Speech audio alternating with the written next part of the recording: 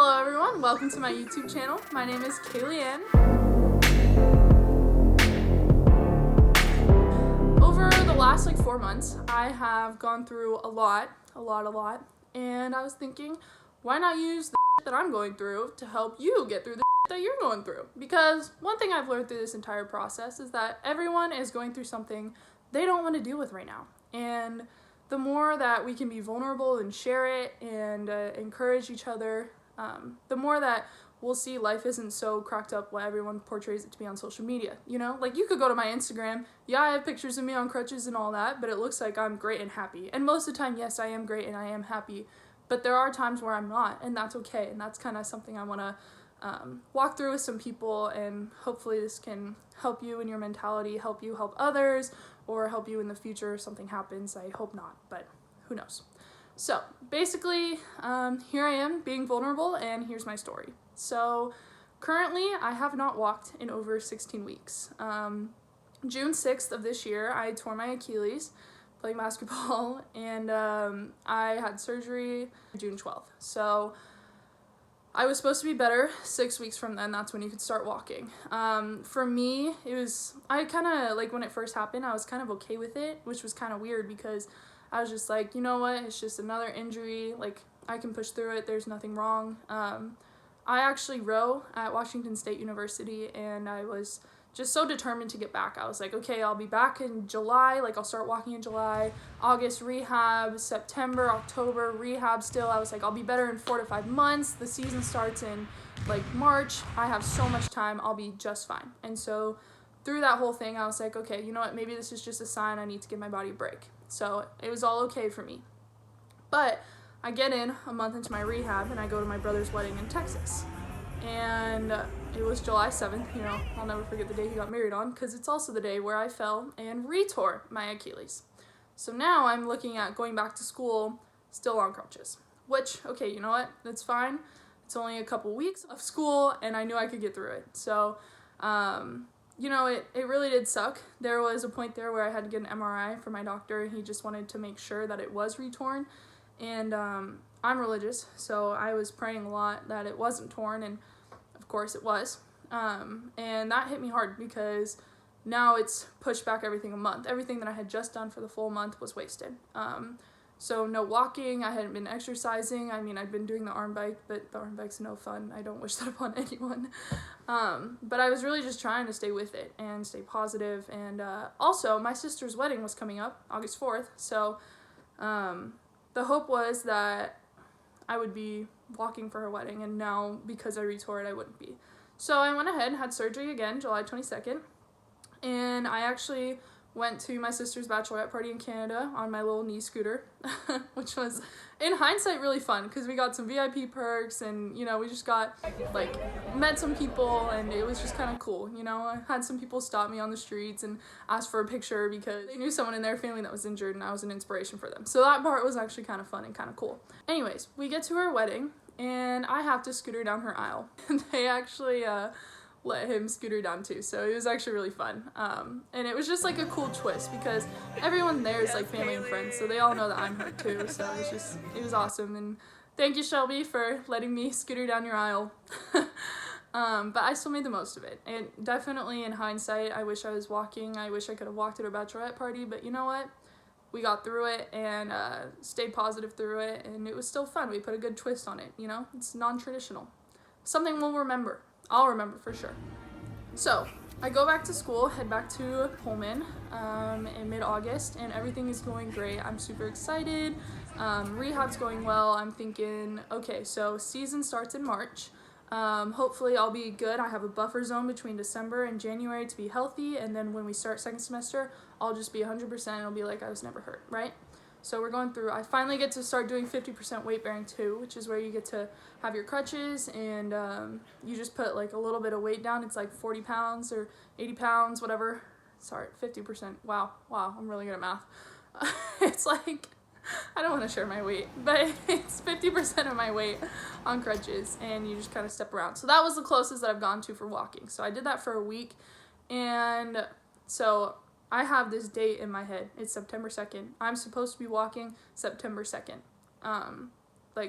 I don't think you guys understand how, like, think of anything when you were a little kid, your birthday being that day, turning 21 that day, your driver's license that day, anything the thing you are most excited for in life that date, okay? That was September 2nd for me. Just imagine that, okay? And the week before, so September 2nd to Monday. The week before on Monday, my foot starts hurting. And I'm like, okay, maybe it's just overuse because I had just started doing 50% weight bearing. I haven't walked on it in like 2.5, 3 months. So maybe that's why it's just kind of flaring up. Like, everything will be fine.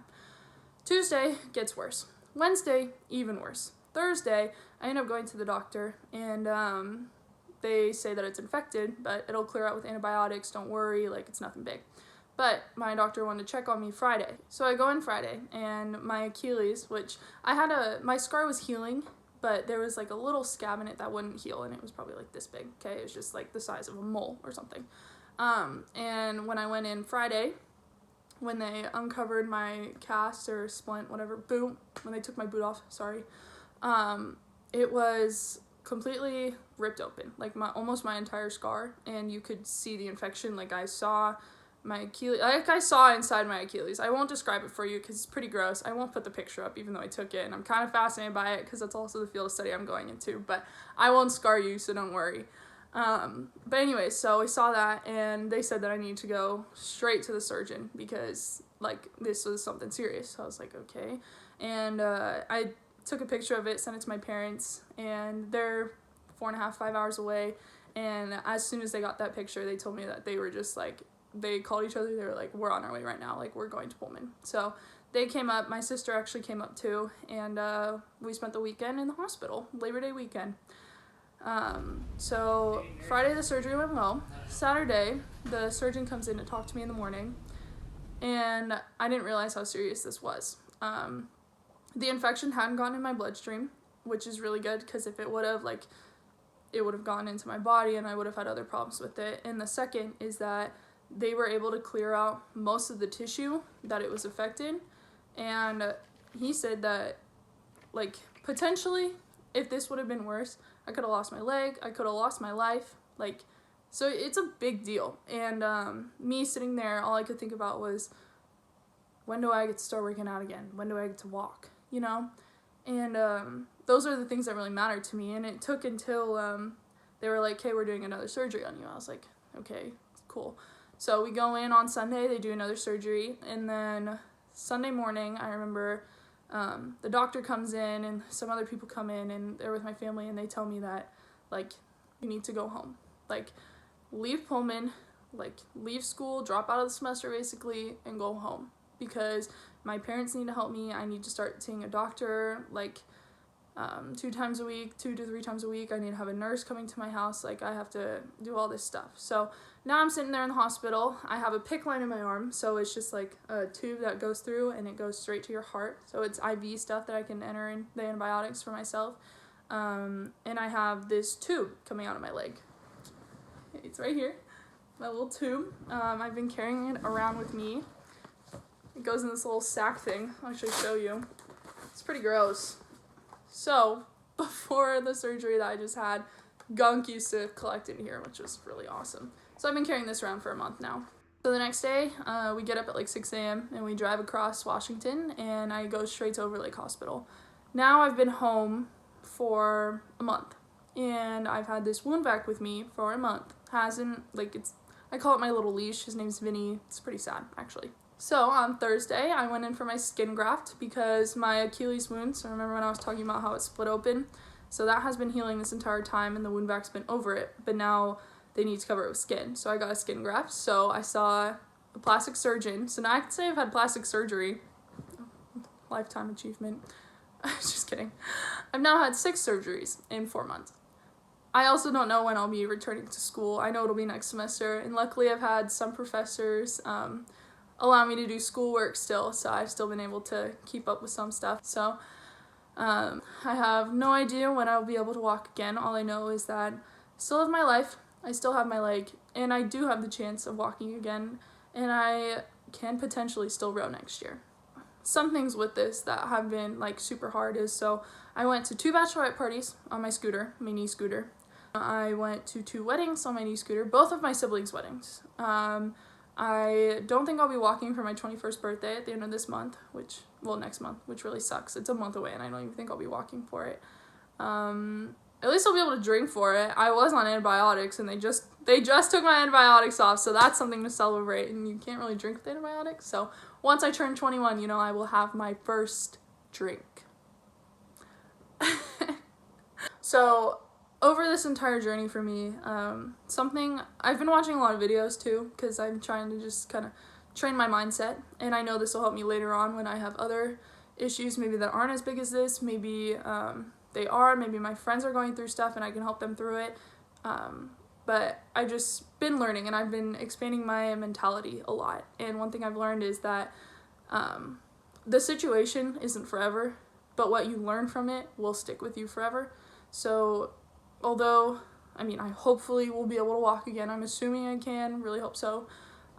It's going to be a long journey. It's going to be another couple months until I can.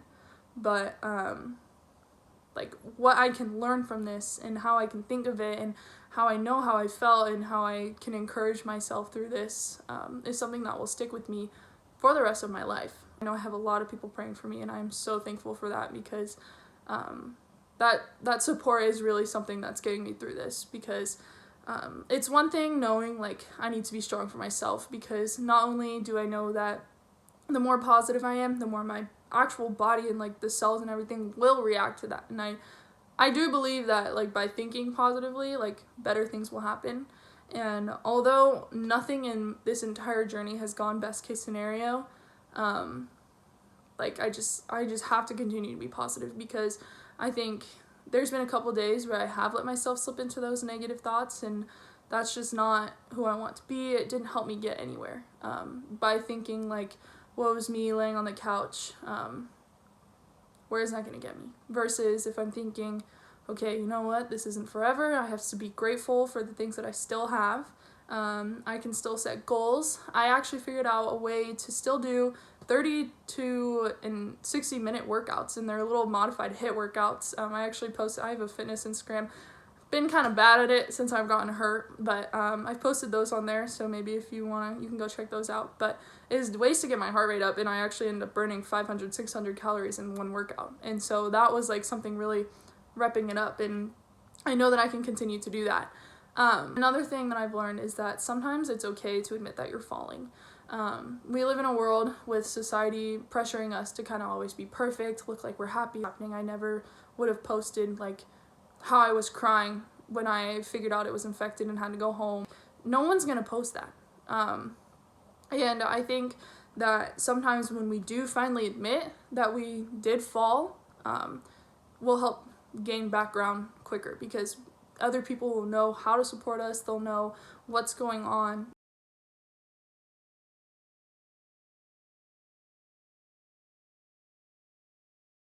This was my story. This video got a lot longer than I wanted it to, so I'm sorry. I just kind of wanted to use this first video as an introduction and background of who I am, what I've gone through, and just kind of what I'm battling right now. And I encourage you guys to join this journey with me. Like I said in the beginning, even if it's one person that I can encourage through these videos, that's really all I can hope for. Next week we'll definitely have more like tips on how to kind of like trick your mind and how to think positive, or why it works so well. So thanks for listening. Hope you enjoyed, and hope I get better at this whole YouTube thing. But thank you guys.